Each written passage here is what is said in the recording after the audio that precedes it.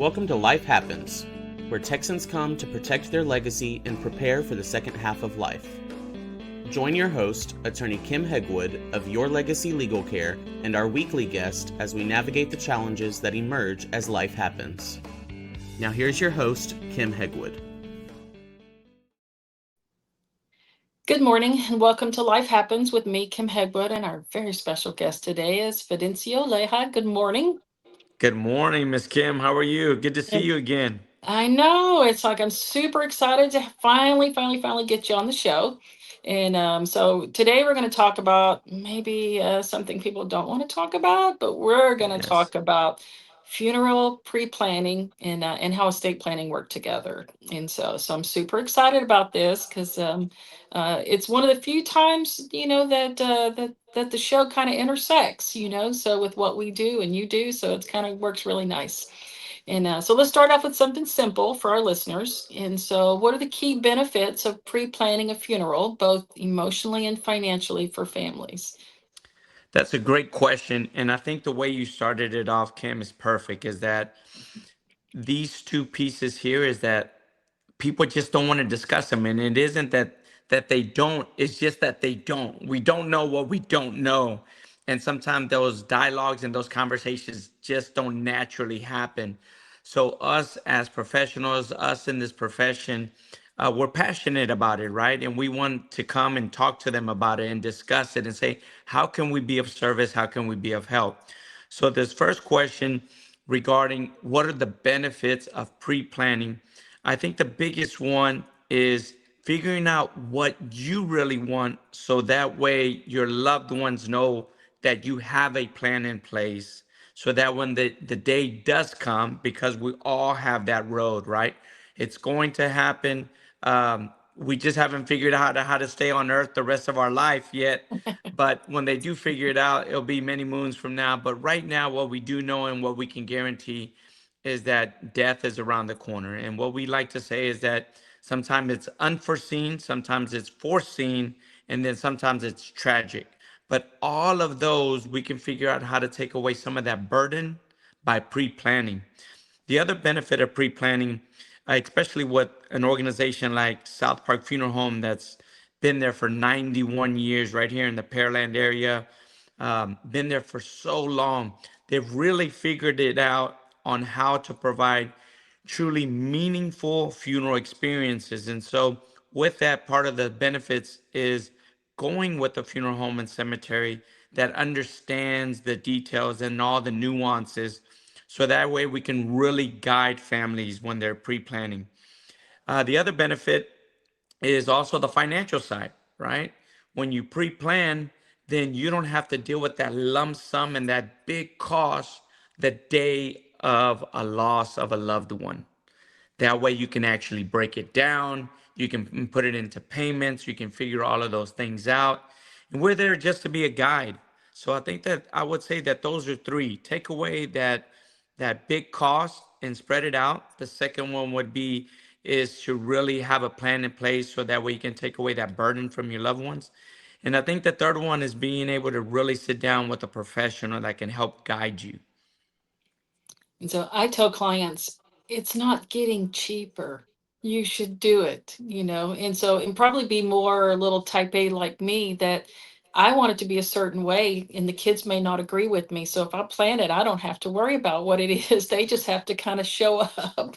so Yeah, and that's a great point because you don't want to be that day of and say, what did dad want or what would he have wanted? Well, being gone through it with different family members, and most recently I lost my father 2 years ago, now almost 3 years ago.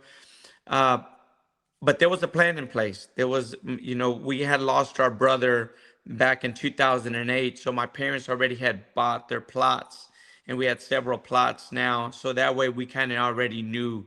But when you go through those unexpected ones, like the loss of my brother in a fatal car accident, that was completely unexpected. And then the cost of actually getting your loved one from far away because he was traveling back from an event from college.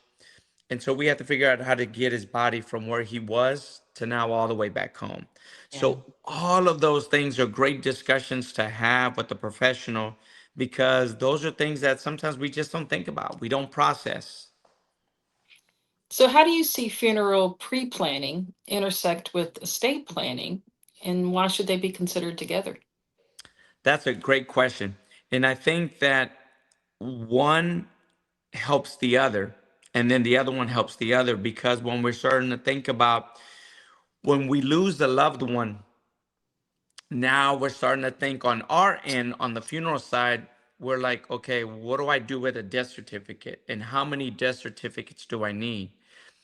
And what we've seen and what we have experienced, and me talking to advisors at South Park that have been there much longer than I have, would tell me, say, look, sometimes you have grandpa or dad or mom, and they have 6 or 7 bank accounts. They had one for savings, and then they opened another one because they knew Johnny that worked there, so they wanted to open an account.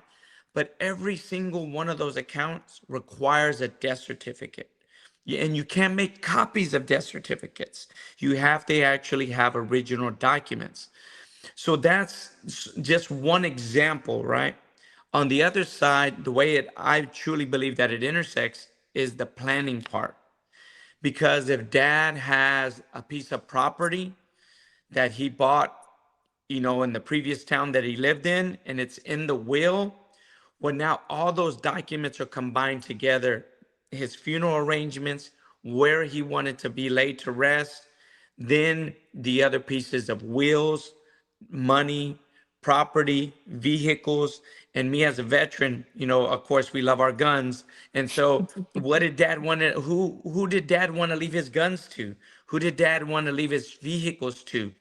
So all of those things, when they're packaged together in a truly pre-planning process, now you get to live out dad's wishes. You get to live out grandpa's wishes.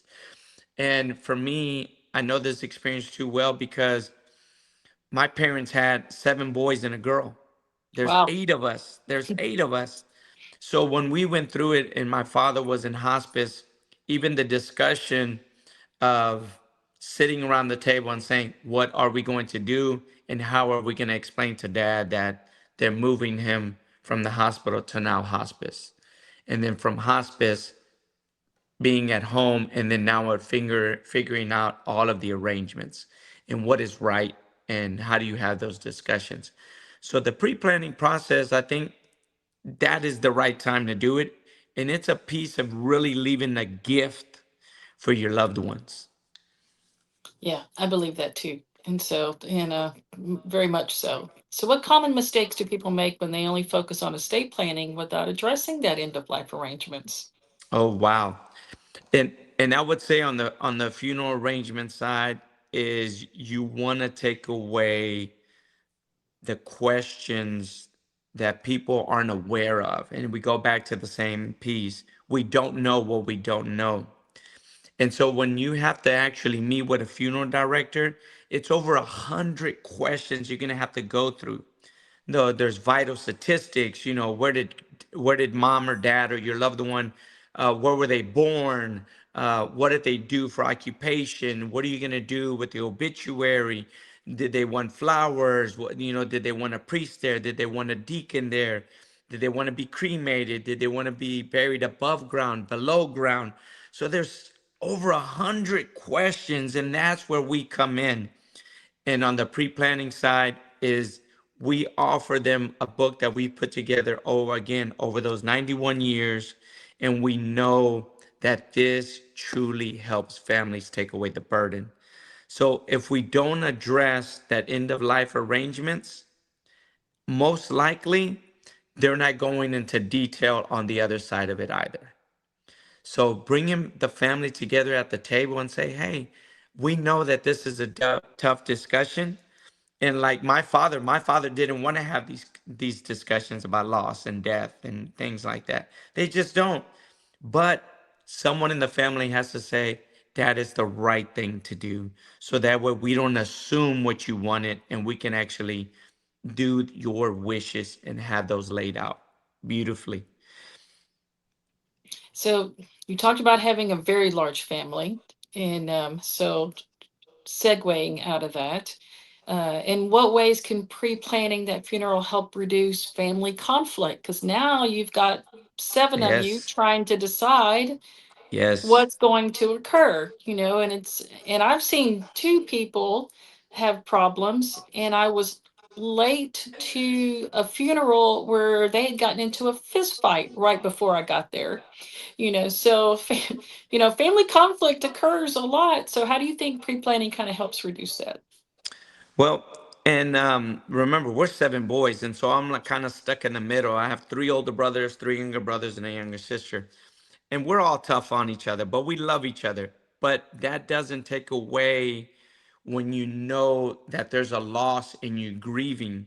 And the one term that every advisor that I've spoken to at South Park, and we have some amazing advisors there that have been there a very long time.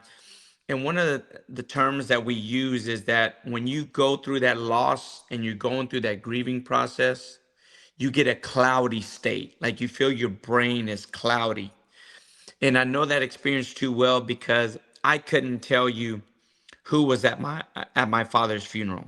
I couldn't tell you Yeah. because I was that emotional. I was that worked up. I was in that grieving process.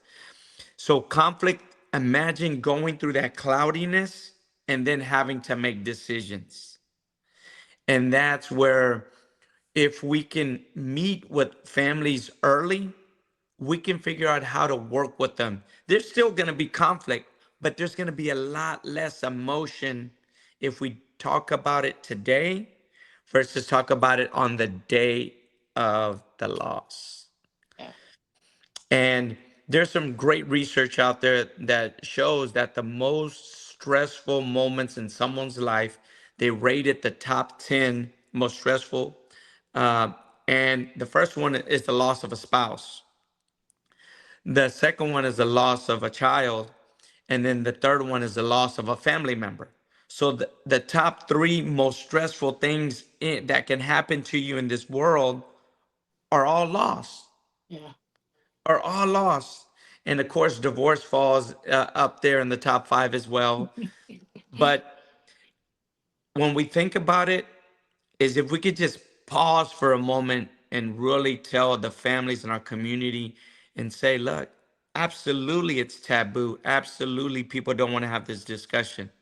However, if you do have the discussion, you're doing right by your loved ones, you're leaving them a gift, and you're doing this pre planning because it's the right thing to do. Yeah, I'm with you there. So how can individuals ensure that their funeral wishes are legally recognized and aligned with their estate planning documents? Great question. So for us, we have a pre-planning guide, and this is a document that we've revamped and revamped and revamped over the years, over 91 years. And this pre-planning guide is exactly what it is. It's a guide for you to sit down with a professional, with an advisor, and be able to say, hey, let's just go through the process. What are the questions? What are the main questions that we need to answer? And the rest of them, take the guide home. And when you're having your cup of coffee and you feel good, sit down and just write down some of those pieces and just the little bitty things like what were they passionate about? What did what did grandma love to do? Was it knitting? And she can write that in there. Was dad a big hunter and being able to write that in there? So my mother, my wife's grandfather just passed away recently. I'm And sorry. he and I appreciate that. And he and I built this great bond over 10 years because he was an Air Force veteran and I'm a Navy veteran. And so we would always go at it. Yeah. He and I would always, kick dirt on each other's boots. And he was in his 80s when I first met him. And then Peepaw and I would just kind of go at it. And I share this because when we went and sat at the funeral home with the funeral director, we're writing out his obituary, and no one sat down to really plan that part of it. They already had funded it, they already had their plot, they already had the funeral arrangements. But think about just even the obituary part. we're sitting around the table and we're typing it up, and the funeral director is helping us.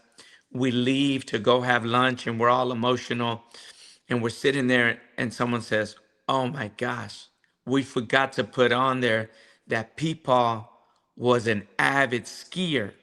Like, the reason we still ski is because of him, and we left that out of the obituary."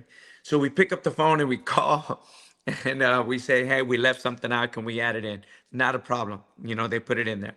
So we're sitting there again. A few minutes go by. Man, we forgot to put hunting in there. He loved hunting.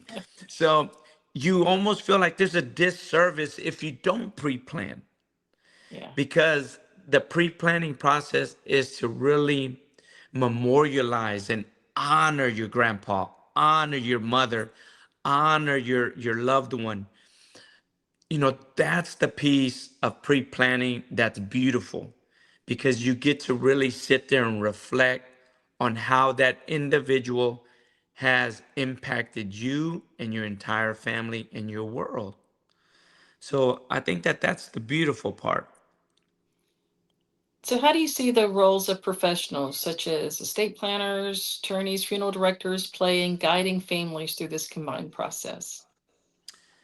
Yeah, and I think the reason I really wanted to come on this podcast today is because you and I and one of my coworkers had lunch. And people have this perception of lawyers, of funeral people, insurance people, the people that are in this service industry, right? But when I had lunch with you, I could really see that you love the work that you do, and I you could do. have you could go do it anywhere else and do another type of law, but you chose this, and I could feel that. I think that families want to meet with a professional that they can sense that compassion, they can sense that empathy, and they can sense that it's a calling. It's almost like you feel like it's your ministry, and Hmm. that's what it feels like for me. Is and a lot of the majority of the people that work at South Park, I sense that and I feel that about them, that this is a passion of theirs. And then when you really get to know them, they'll share their testimony with you. And they'll share with you, "Hey, the reason I got into this profession was because the way I lost my grandfather, or I lost a child, or I went through X, Y, and Z, or I lost my husband," or whatever the scenario was. And that really gives them greater meaning to be of service to families. And I think that that's what families are looking for. They're looking for that honest, authentic um, counselor, advisor, attorney to really sit down with them and make them feel comfortable, where they can have those tough discussions with us. And so I find that that's important. I tell clients a lot, I'm like you. I remember the viewing of my grandfather's funeral because of what happened during the viewing. I don't remember the funeral. Mm, I was grieving terrible the day I had yes. to go plan the funeral. I Mm-hmm. I probably spent a fortune, 20 years ago. I know I spent a fortune 20 years ago because I just basically just agreed to everything. I'm like, Yeah. the guy, he saw me coming, so I tell Yeah. clients it's always better to do it when you're not in that state, when you're not in Mm-hmm. that state. And so Mm-hmm. because and I have stuff in the top of my closet I found 20 some odd years later of stuff that I Mm-hmm. bought I certainly didn't need. I just didn't let go of for a long time, Mm-hmm. because I didn't do it ahead of time, so and I'm a huge advocate. So I appreciate you being on the show today. So if somebody wants to Absolutely. find you or talk to somebody at South Park Funeral, how do they do that? Yes, we would love for everyone to visit our website. Take time and just visit our website at southparkfunerals.com. And again, that's South Park Funerals ending with an S.com. Just go on there, and there's a great email list that we have that'll send you over some thoughts on a daily basis if currently you're going through the grieving process and you need help on that side. But the other side of it too is that we're there we're a full service turnkey funeral home and cemetery. We have some of the latest technologies. We're one of the largest cemeteries in this area with 71 different gardens, and we provide services for all faiths and all cultures. So come by and visit. Come by and take a tour. But you can also reach us at 281-509-9228. And I would love to give you my personal phone number. If I can be of service and I can be of help, text me, give me a call. And my personal phone number is going to be 409-692-6676. And again, my name is Fidencio Leija. I would love to be of service to you. And I encourage you to call because he is absolutely a doll. And so you'll enjoy spending time with him. So, and Fidencio, thanks so much for being on the show today. And we look forward to seeing you again soon. Thank you, Ms. Kim. You take care and God bless. Thanks for tuning in to this week's episode of Life Happens with Kim Hegwood. Be sure to tune in every Thursday at 10 a.m. wherever you listen to your podcast as we navigate through the challenges that emerge as life happens. The content of this podcast does not establish an attorney-client relationship or constitute attorney-client privilege, legal, medical, financial, or any other professional advice.